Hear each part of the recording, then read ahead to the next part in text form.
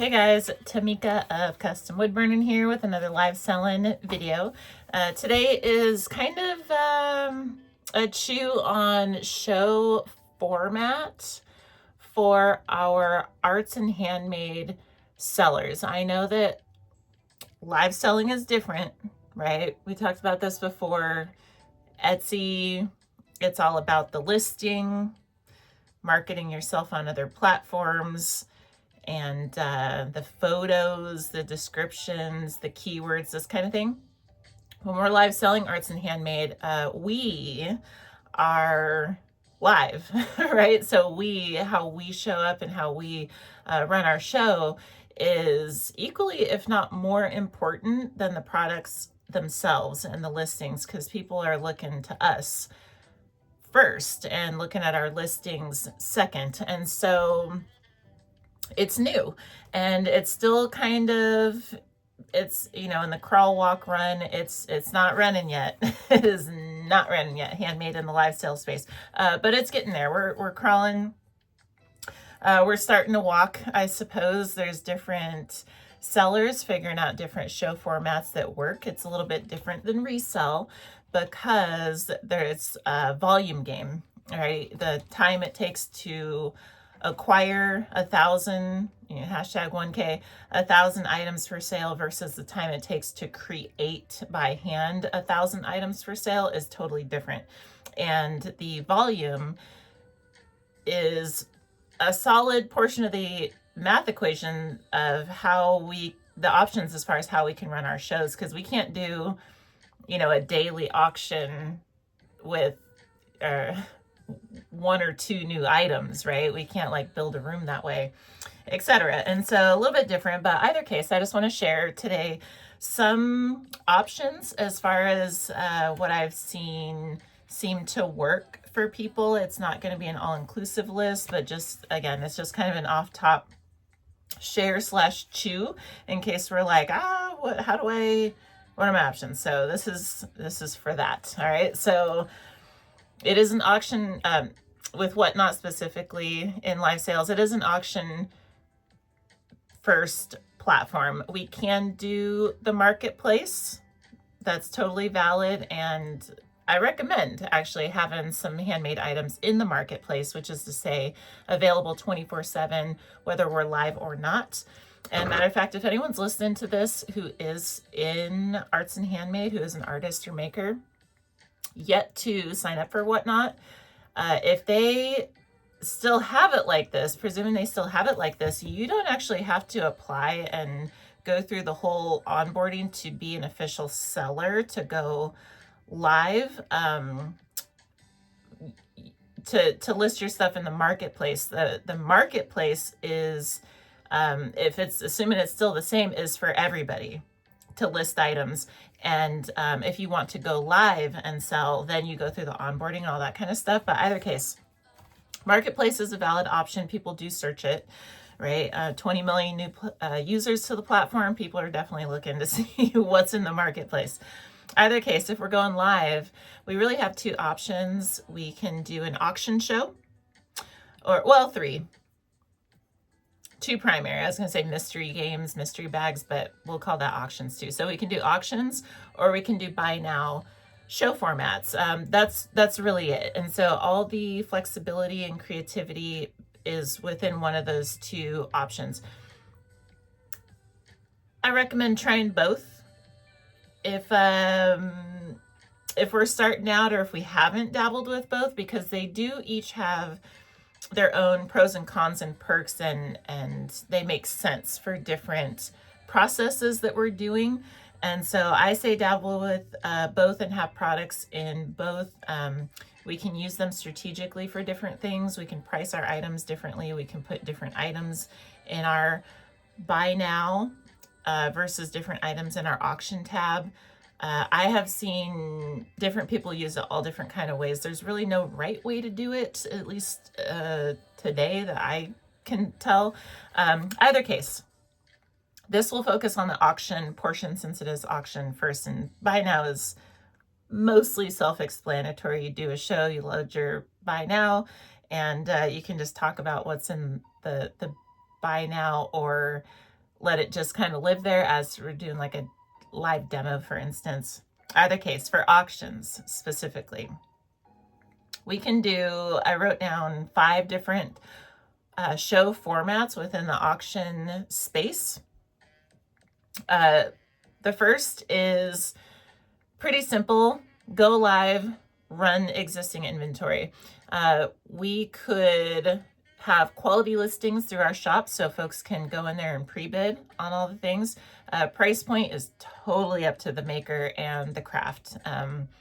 So I won't even touch on the price point, dabble with different things, figure out what works for you on the price points, but auctioning off existing inventory, right? Pretty self-explanatory.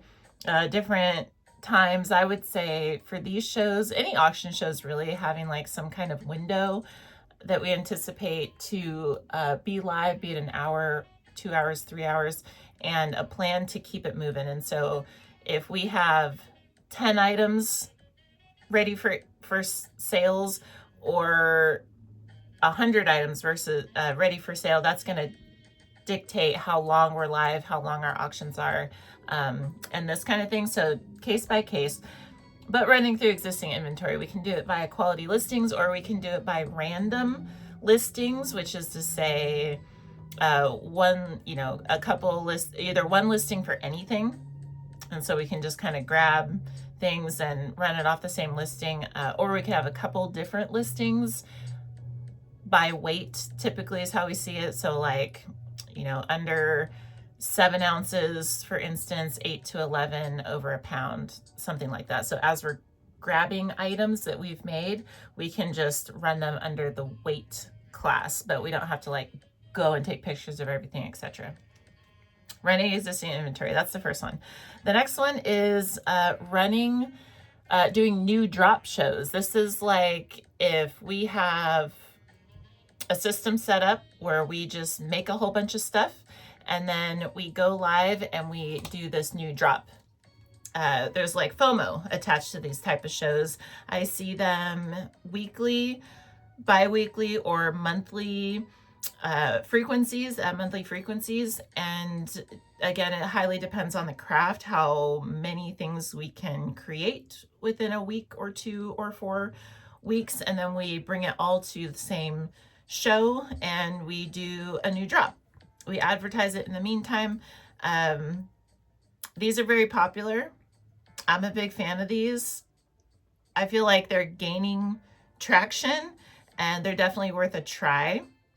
But new drop is different than existing inventory, because existing inventory is like we've already seen the things and show me something new type of thing. So price points are different. The FOMO, the room size is all different. So existing inventory, new inventory, auction shows. And then there are 2 different types of demo shows. One is where you create something live and then auction it, then create the next thing and then auction it, create the next thing and then auction it. These are take some live demo and handmade takes some practice for sure. It's crafts are not created equal, right? And so some things take an hour minimum. Some things can be made in 5-10 minutes. This type of show, this demo and auction, only works well for things that can be made in a shorter period of time, in my humble opinion. Something like spin art, where they're pouring acrylics on a canvas, spinning it, and then running it. Like, you can crank out a lot of things in a short period of time, so you can hold attention in these type of shows. Sketch drawings, artist trading cards, like there are certain things that meet the criteria, and I think it's worth dabbling with for any artists or handmade folks to consider what could be made in a short period of time, that you could crank out a number of them in one show, because people like to see, viewers and buyers like to see stuff made live and buy a part of that experience. And so demo and auction is one. And then the other one is auction and then demo. So these are different. This is like if we're making stuff and then running it. this is like stuff that we're making. If we are auctioning something and then making these, this gives way for like the customized items, the personalized items. If somebody wants a pop socket, right? An NFC, shameless plug, an NFC tagged pop socket. Let's see if we can get this up to the camera. Then I could do, ooh, it's not gonna focus. Only if it's next to my face. If somebody wanted an NFC tagged pop socket, I could say, I'm going to run one. I'm going to run it. And then whoever wins the auction, you tell me what design you want on it. And then we'll go ahead and make it live. And I'm going to ship it to you, right? Because maybe you want this type of thing. Maybe you want the ocean thing. Maybe you want wood for your pop socket. So you can auction the item that's like variable and then fulfill the order essentially in real time, because some people like that too, where it's like you buy something, then you want to sit there and watch it be made. It could be stuff with like vinyls, it could be crochet stuff, jewelry, so many options. Okay, so demo and auction, and then auction and create, or auction and demo, two different processes. And then the last one, the fifth option for the auction shows, and again, these are just off top, is like a D-stash. This makes way for, we see it a lot in the arts and handmade category and space, but we see much of the D-stash tends to be craft supplies or older makes. Totally depends on the person. Again, we're still in like the crawling, walking stage of the crawl, walk, run, but D-stash generates sales for sure. And so they definitely have their place. And if it's craft related, then it makes the list, right? There's a lot of handmade folks that dabble with resell to supplement their art and handmade business, and D-stash is the way to do this. Even if it is handmade stuff that we're willing to part with, typically for lower prices, but we can, out with the old, in with the new type of stuff. If we've been auctioning things for weeks and they're not gaining traction, or not getting any bids, and we try different price points, we try different incentives, and there's still no one's biting, it may be time to put them in the D-stash pile, and then quarterly or whatever, just get rid of a bunch of stuff type of thing. So other case, for the auction shows, running existing inventory, running new inventory via new drop, doing a demo, live demo, and then auctioning the creations. Good example of this is our spray paint artists. They'll make something live, everybody's sitting there watching it come to life, and then as soon as it's finished, spray it with the seal, auction it. And then as long as you can ship something, whatever you make, within the 2 days, if it's cured fully and all that, then it's fair game. Really, really fun shows to watch. So demo and auction, then demo, and then D-stash. So just a little asterisk for the end here. I know this is a little bit longer, but with live demo, I gotta say there's three things to factor in. The angle is everything. The angle is everything. People have to be able to see what it is that we're doing, and it's easier said than done, because if the phone is facing our hands or our creation, then it's maybe hard for us to be like watching the same view, because it's like up above the table, for instance, or like away from our face. It's not right in front of us like FaceTiming. So it makes that difficult, but we have to, because the second thing is read. We have to see what people are seeing, but also we have to be able to read the chat. The second thing, demos take some practice, because we have to multitask, because it is live sales. We have to be attentive to the folks that are in our room. We can't just do our demo and be like, well, if you want to watch, cool, and if not, cool. We have to engage while we're demonstrating the craft, right? And so trust me, it does take practice, but watching the chat, reading and engaging with the chat. is the second thing. And then efficiency is key. Alluded to this with the timeline, but with demo, the trickiest thing is holding a room, holding attention for the demo. And so the more we can be efficient in our process of what we are creating, have everything we need set up and like run through it, so that it's like we keep it moving, the more successful we are going to be in that, in trying to hold a room.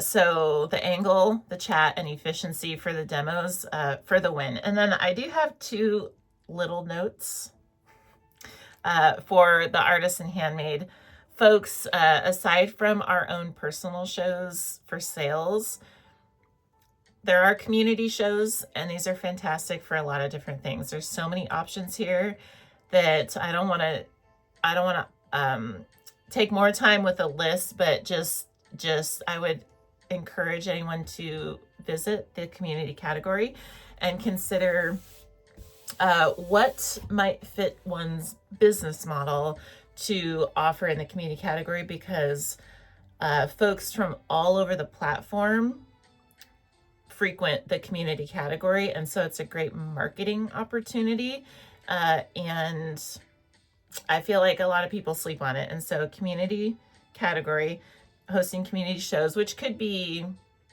educational to our craft, for instance, but either case. And then raid trains. Raid trains are fantastic. These are mostly for networking. Some are sales oriented. There's some that are a blend of both, but for artists and handmade folks that are trying to sell, whether the trains are auction centric, buy now centric, or just networking and marketing centric, they're a great show format to tap into for like the greater business. We get trapped in our algorithms and pockets within the live sales space, and so the raid trains and the community shows are a way to break out of that and make sure we have like a constant influx of new people coming and being introduced to our business and our products. And so so those are the show formats that are that I've been seeing thus far. I'm sure there are more to come because it's a real creative community, and there's like legit, it's growing so fast year after year. This is my third year in the space, and it's night and day from when I started. And so kind of exciting times, because I'm sure there's lots more to come. But either case, I think we can cap it here, but I just wanted to offer like some of the options in case we hadn't thought about all of these yet. And so if there's more that you can think of, please drop them in the chat. And if you found value in any of these little things, or things that you hadn't thought of yet or anything like that, please let me know by giving it a thumbs up. Otherwise, I would like to thank you for watching, and I hope to see you tomorrow and all the days after, because we'll continue on talking about live selling. For now, happy live selling, and I will see you next time. Bye-bye.